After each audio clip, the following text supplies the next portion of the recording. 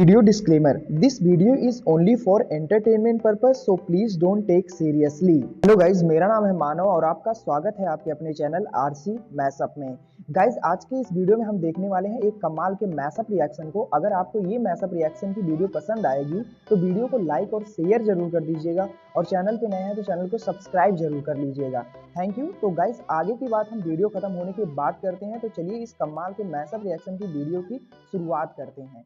Hope you will enjoy. Prashant Dhawan now recently हो सकता है कि आप लोगों ने ये आर्टिकल देखा हो जहां पर लिखा हुआ है कि भारत की सबमरीन रशिया में अटक चुकी है। यहाँ पे आप देख पाएंगे Indian submarine sent for major refit. Refit का मतलब होता है रिपेयर वर्क करना, थोड़ा बहुत इम्प्रूवमेंट्स करना। ये सैंक्शन हिट रशिया में इस वक्त फंस चुकी है। नाउ इस वीडियो में मैं आपको बताऊंगा कि यहाँ पर हुआ क्या है, इशू क्या है और क्या ये सबमरीन टाइम से हम वापस ला पाएंगे और ये कौन सी सबमरीन है जो हमको रशिया भेजनी पड़ी रिपेयर वर्क करने के लिए। जब हम इंडिया में आज के समय सबमरीन मैन्युफैक्चर कर रहे हैं तब ये सबमरीन हमने इंडिया में ही रिपेयर क्यों नहीं करी। मगर सबसे पहले ना थोड़ा सा आपको यहाँ पर समझना होगा कि सैंक्शन हिट रशिया का हाल क्या है, क्योंकि सारा जो ये केस है ना यहाँ पर, इसमें यूक्रेन वॉर और यूएसए का जो एक ड्राइव है कि रशिया को ये बिल्कुल डुबा देंगे, रशियन इकोनॉमी को डुबा देंगे, उसका काफी इंपॉर्टेंट रोल है। अभी मैं रिसेंटली देख रहा था यूएसए के पार्लियामेंट में ना रिपोर्ट पब्लिश हुई। रिपोर्ट में ये लिखा हुआ कि जो भी हमने सैंक्शन लगाए हैं, यूरोप ने सैंक्शन लगाए हैं, यूएसए ने सैंक्शन लगाए हैं रशिया पर, इसका ग्राउंड लेवल पर इम्पैक्ट क्या हुआ है, क्या रशिया की इकोनॉमी सच में डूब रही है। और इसको लेकर अमेरिकन को एटलीस्ट इस बात की तो तसल्ली है कि रशिया की इकोनॉमी धीरे धीरे हर फाइनेंशियल ईयर में नीचे जा रही है और यूएसए का टारगेट अभी के लिए ये है कि दुनिया की जो टॉप 10 इकोनॉमीज की लिस्ट है ना, उसमें से ये रशिया को बिल्कुल बाहर कर देंगे आने वाले कुछ सालों में। अभी आप अगर देखें, इंडिया नंबर 5 पे है, यूएसए फर्स्ट पे है। तो अगर रशिया की इकोनॉमी 3-4% के आसपास हर फाइनेंशियल ईयर में गिरती है तो बिल्कुल रशिया को आप देखोगे ईरान के आसपास। जी हाँ, ईरान की भी इकोनॉमी इतने सैंक्शन लगने के बाद भी ना 2 ट्रिलियन के आसपास की है। और ये तो खैर मैंने आपको बताया है यूएसए के स्मॉल टर्म टारगेट्स के बारे में।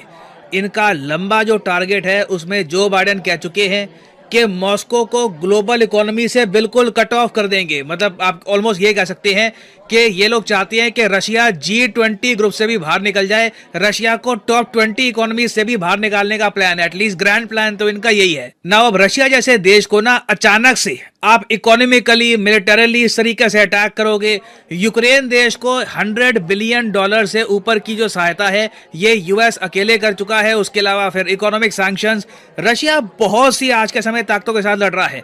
और देखो, जब रशिया पे इतना दबाव आएगा ना तो कहीं ना कहीं दुनिया भर की जो मेजर डिफेंस कंपनीज हैं उनको भी नुकसान होगा। फॉर एग्जांपल, हाल ही में जो डसॉ कंपनी है, फ्रांस की जो डसॉ कंपनी है, आपको पता होगा, इसी कंपनी से हमने रफाल विमान लिए हैं। रफाल विमान का नाम है, जो कंपनी विमान बनाती है वो है डसॉ। तो डसॉ के सीईओ ने भी ये कह दिया कि देखिए, रशिया पे जो सैंक्शन लगाए गए हैं ना, इसकी वजह से हमें भी प्रॉब्लम फेस करनी पड़ रही है। क्योंकि देखो, डिफेंस इंडस्ट्री में ना, ग्लोबल डिफेंस इंडस्ट्री में कई छोटे स्पेयर पार्ट्स थे जो रशिया भी मैन्युफैक्चर किया करता था। उसके अलावा कई छोटे स्पेयर पार्ट्स को मैन्युफैक्चर करने के लिए जो आपको आइटम्स चाहिए होती हैं वो भी काफ़ी बार रशिया से आती थी। तो वॉर की वजह से वो आइटम्स भी नहीं आ पा रही। और अब देखिए, थोड़ा बहुत इम्पैक्ट ना भारत को भी फेस करना पड़ रहा है इसका। डसॉ कंपनी तो फेस कर रही है और यूरोप के कई देश हैं जिनके कई डिफेंस को लेकर प्लान थे, बिल्कुल उनके बिखर चुके हैं। इंडिया में आप कह लीजिए हमने इसकी थोड़ी सी झलक देखी थी जब S-400 मिसाइल डिफेंस सिस्टम की डिलीवरी थोड़ी सी डिले हो गई, थोड़ी सी लेट हो गई थी।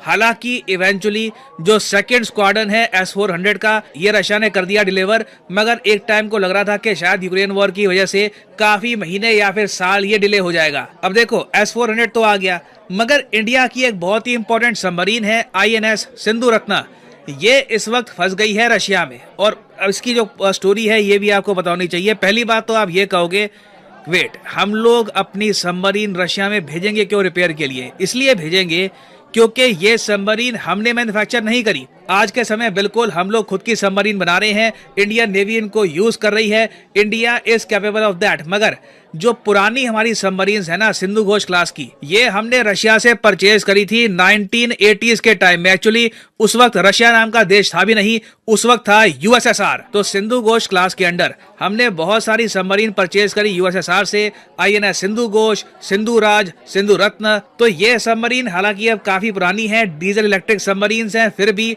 3000 टन की सबमरीन्स हैं, हम इस्तेमाल करते हैं इनको। They are important for India's defence. अब ये जो INS सिंधु रत्ना है ना, इसके साथ एक बहुत ही ज्यादा खराब एक्सीडेंट हुआ था फरवरी 2014 में। मोस्ट प्रोबेबली आपको अब याद नहीं होगा, 9 साल हो गए।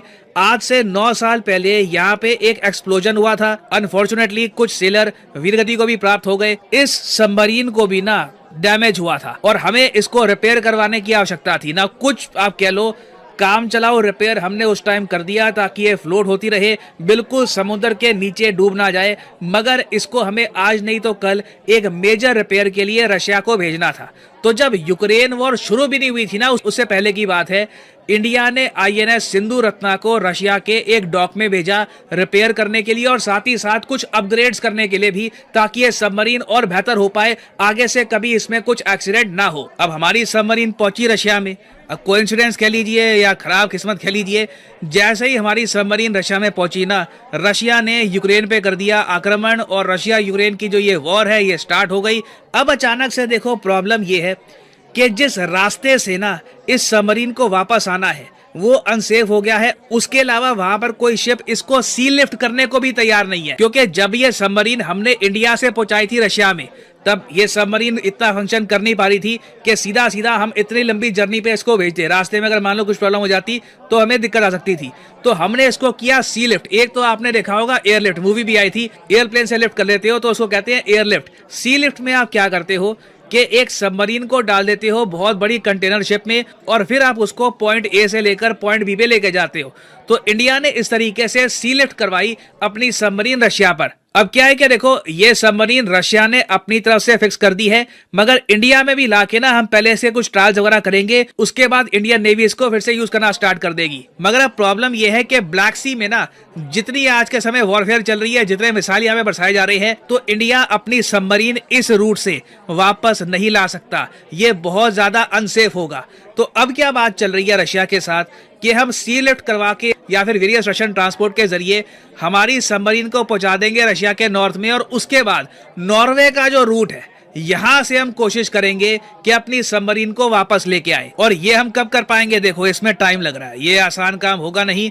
नॉर्वे के रूट से लाना अभी इट विल बी डिफिकल्ट, क्योंकि पहली बात तो देखिए कोई भी कंटेनर शिप की जो कंपनी है ये रशिया के साथ कोई भी बिजनेस करना नहीं चाहती। रिसेंटली आपको पता होगा कि यूरोपियन यूनियन, US, जापान, ये जो 3 पावर सेंटर हैं, ये दुनिया भर की शिप का जो ट्रांसपोर्ट है ना, जो भी आप कह लो सी ट्रांसपोर्ट है, उसको कंट्रोल करती है, क्योंकि सारी जो कंटेनर शिप्स हैं, ज्यादातर जो कंटेनर शिप्स हैं इनके कंट्रोल में है। तो इन लोगों ने अपनी कंटेनर शिप्स को वैसे ही कह रखा है कि रशिया से आपको दूर रहना है, क्योंकि रशिया पे हमने लगा रखे हैं ऑयल को लेकर सैंक्शंस। तो ऐसे टाइम में देखिए रशिया के डॉक से नॉर्थ में अपनी सबमरीन को लेके आना, फिर इंडिया में लाना, it will take some time. और इसलिए आर्टिकल पब्लिश हुआ है कि अभी के लिए तो इंडिया की सबमरीन बिल्कुल अटक ही गई है रशिया में। और अब आप पूछोगे कि क्या इससे हमको कुछ स्ट्रेटेजिक लॉस होता है।